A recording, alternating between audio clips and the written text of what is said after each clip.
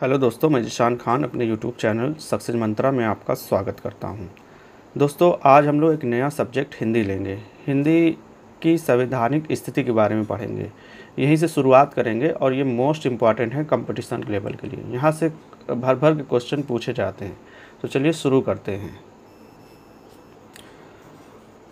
14 सितंबर 1949 को संविधान में हिंदी को राजभाषा का दर्जा दिया गया था। इसी कारण हिंदी दिवस 14 सितंबर को मनाया जाता है। दोस्तों, पहला प्रश्न हमारा यहीं से बनता है कि हिंदी दिवस कब मनाया जाता है। तो 14 सितंबर को मनाया जाता है। संविधान में कहीं भी राष्ट्रभाषा शब्द का उल्लेख नहीं है।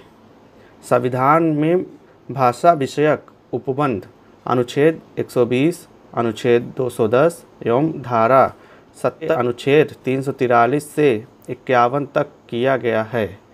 इसके अतिरिक्त संविधान की आखिरी अनुसूची में भी 22 भारतीय भाषाओं को मान्यता दी गई है।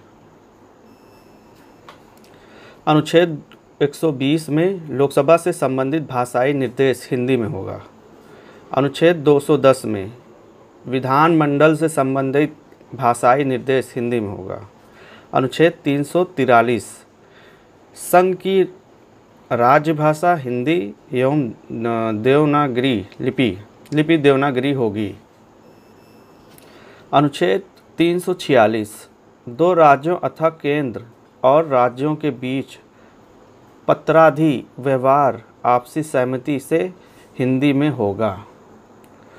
अनुच्छेद 348 में है भारत के सर्वोच्च न्यायालय और उच्चतम यानी उच्च न्यायालय की राज्यभाषा अंग्रेजी होगी। दोस्तों, यहाँ हिंदी नहीं है, अंग्रेजी होगी।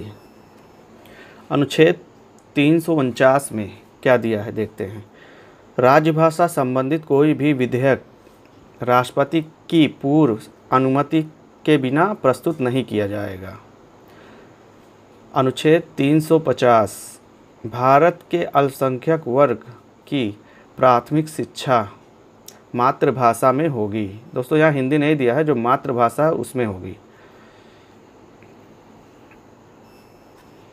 अनुच्छेद 351 उच्च पदों पर अधीनस्थ व्यक्ति हिंदी के विकास के लिए समय समय पर निर्देश जारी करेगा।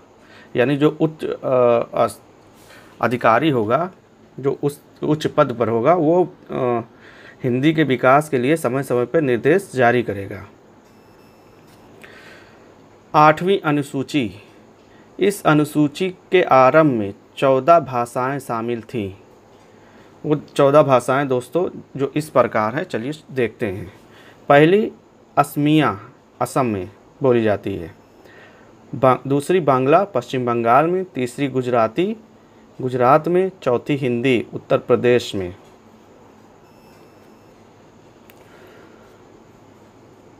पांचवी कन्नड़ कर्नाटक में। कश्मीर में। 7वीं मलयालम केरल में। 8वीं मराठी महाराष्ट्र में। 9वीं पंजाबी पंजाब में। 10वीं संस्कृत उत्तराखंड की द्वितीय भाषा है। तमिल तमिलनाडु में। तेलुगु आंध्र प्रदेश में। उर्दू जम्मू एंड कश्मीर में और उड़िया उड़ीसा में। 21वें संविधान संशोधन अधिनियम में 1967 हिंदी को सम्मिलित किया गया था। 71वें संविधान संशोधन अधिनियम 1992 में मणिपुरी यानी मणिपुर में बोले जाने वाली, कोंकणी गोवा में, नेपाल में बोले जाने वाली भाषा को शामिल किया गया था।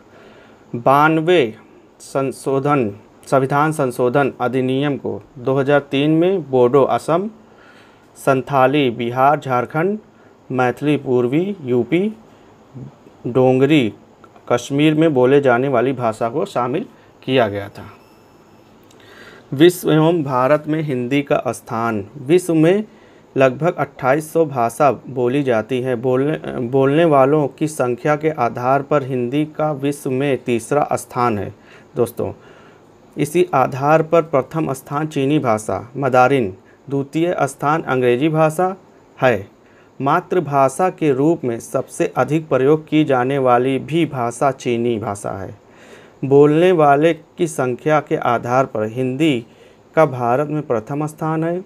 अंतर्राष्ट्रीय स्तर पर हिंदी दूसरे नंबर पे है तथा अंग्रेजी को प्रथम स्थान प्राप्त है।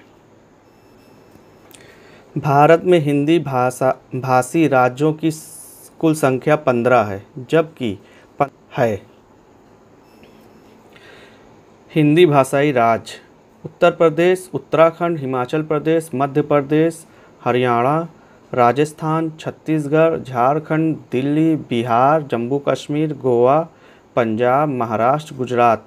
इनमें से प्रथम 10 राज्यों की भाषा हिंदी है।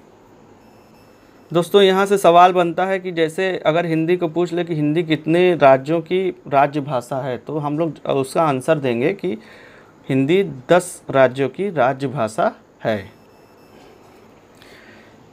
दोस्तों अगर आपको मेरी ये वीडियो पसंद आई हो तो मेरा चैनल लाइक, सब्सक्राइब और शेयर करना ना भूलें।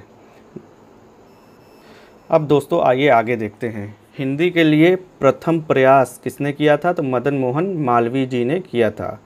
देवनागरी लिपि के लिए प्रथम प्रयास राजा शिव प्रसाद सितारे हिंद जिसे कहा जाता है ने किया था।